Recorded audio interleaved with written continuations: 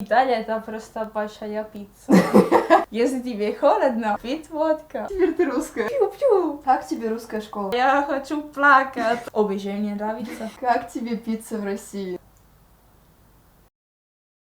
Привет, ребята, меня зовут Ната, и сегодня в моем ролике необычный гость. Знакомьтесь, это Мави, и она приехала к нам из Италии. Чао. Мави приехала к нам в Россию по обмену и уже полгода живет в нашей стране, учится в русской школе, изучает русский язык, познает русские традиции и становится русским человеком. Сегодня Мави познакомит вас с Италией и расскажет, каково же ей живется в России.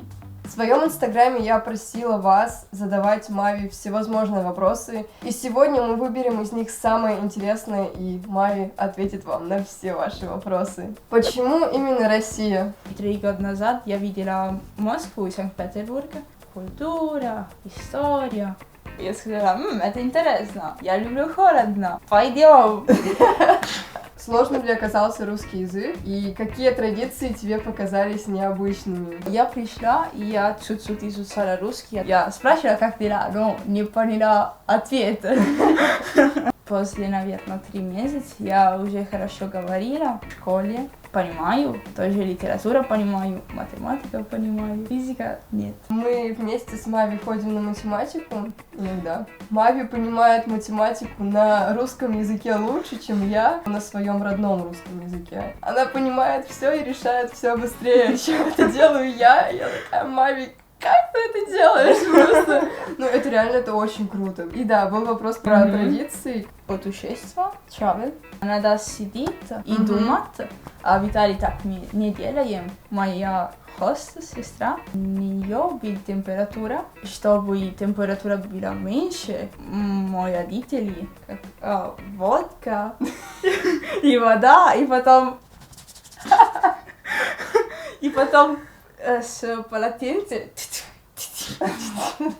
И потом температура была меньше. Я про это не знала, но работает. Водка помогает русским везде. Если тебе холодно, пить водка. Если тебе жарко, водка. Что для тебя самое сложное в русском языке? Падежи, глаголы, нравится, понравится.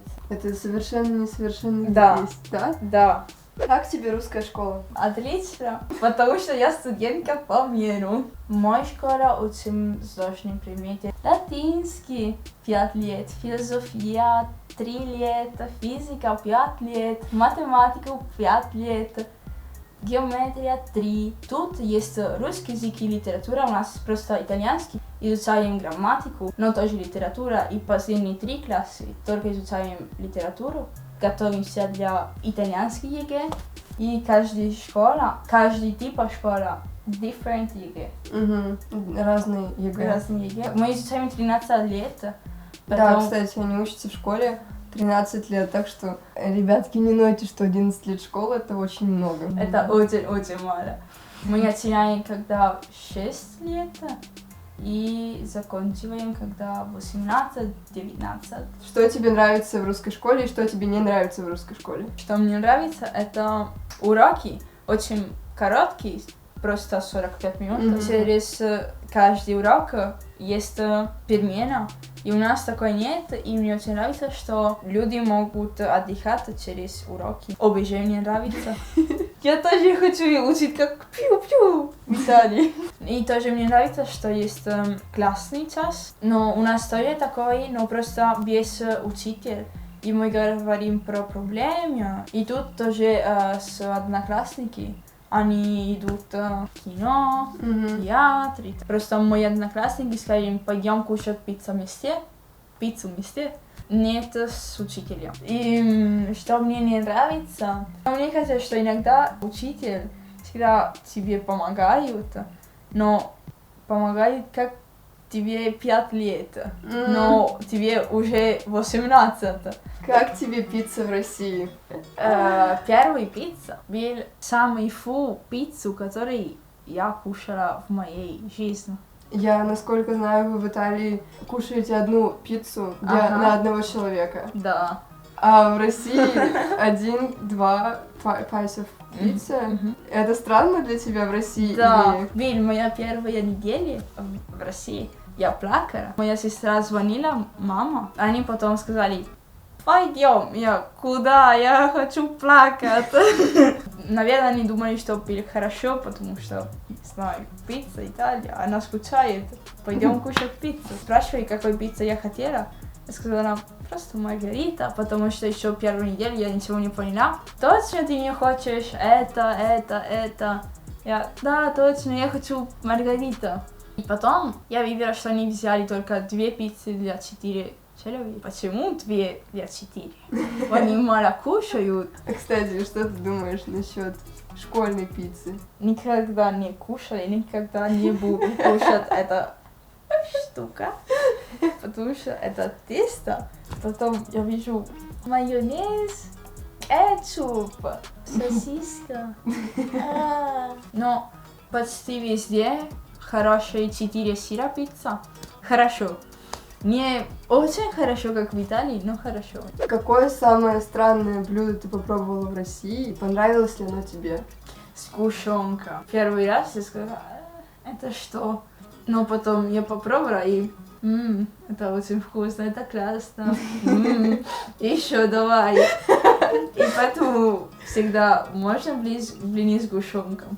И тоже сметана. Первый раз я попробовала, но была в Польше, но потом я попробовала просто сметану и всегда сметана. Даже кефир я очень люблю. Какие любимые блюда? Блины, борщ, окрошка. Но окрошка нет с кваса, но кефир. Не знаю, я не люблю. Окрошка с кефиром мне... I dislike it. I dislike you. Thank you. На каком языке общаетесь с Наташей?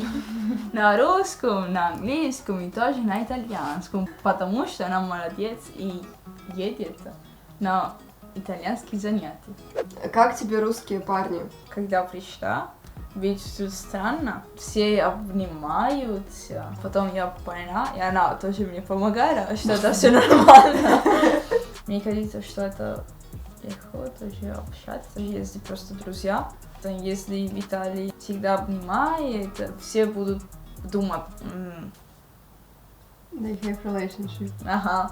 Но итальянцы лучше, красивее, мне жаль. У меня нет бойфренда, но я жду, если хотите.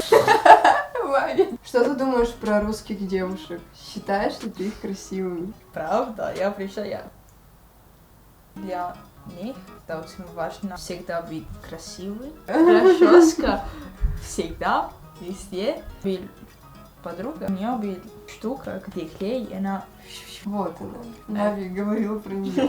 Потом, не знаю, утром они всегда макияж. Что самое сумасшедшее ты делала в России? Крещение. И я сказала: не надо, холодно, не надо, я не хочу. Я только 10 месяцев в России. Это только один возможность. Давай, я тоже. И потом я тоже делала, и круто. А что твои родители в Италии сказали об этом? Они просто думали, что у меня был инфаркт. Я звонила моему папе, когда мы были на дороге. Я просто сказала: я буду плавать в реке. Он сказал: хорошо. И потом он сказал моей маме. И она сказала: что? Тебе будет инфаркт? Нет. Я: хорошо, мама, пока, мне надо ехать. Пока. Теперь ты русская, на 100%. Тебе понравилось? Я хочу второй раз. И третий. В каких русских городах ты была и какой город тебе запомнился больше всего? Окей, я была в Москве, в Санкт-Петербург, в Казани, в Сургуте, Кирове. Когда я была в Сургуте, я жила в маленьком городе, рядом с Сургутом, Лентор, и это мне очень понравилось, очень-очень. Там нет гостиницы, но просто очень интересная природа. Все обычно Москва, Санкт-Петербург. А ты Ну, тут там... рассказываешь про маленький город, и обычно все маленькие города в России, чё там? Ну там снег, олени, отлично, мне очень понравилось. Как тебе Россия? Ты живешь здесь полгода, и у тебя много впечатлений, ты уже все рассказала. Приедешь ли ты сюда снова? Россия мне очень нравится. Конечно, я снова буду тут. Я тоже хочу в Владивосток. Владивосток? Ага. Блин, прикольно. Но на поезд. На поезде? Мне кажется, что тут я другая. Это правда я. У меня хорошие друзья, которые меня очень понимают. Мне нравится погода. Самое главное, что она сказала, что в России она может быть настоящей, такой, какая она есть. Это очень классно. Ребята, я очень надеюсь, что вам понравилось это видео и что вам действительно было интересно послушать Мави, потому что это невероятный опыт, слова человека, которые вы не услышите от каждого другого приезжего туриста. И сегодня Мави помогла мне просто осуществить мою давнюю мечту. Мне всегда хотелось снять видео с иностранцем, и сегодня Мави мне помогла воплотить это в жизнь, и я очень надеюсь, что вы поддержите наши видео, потому что мы очень старались, мы очень давно хотели его сделать, и наконец-то это все получилось. Я очень рада. А также подписывайтесь на мой инстаграм и на инстаграм Мави. Мы отправляем вам с Мави теплые объятия, говорим пока-пока.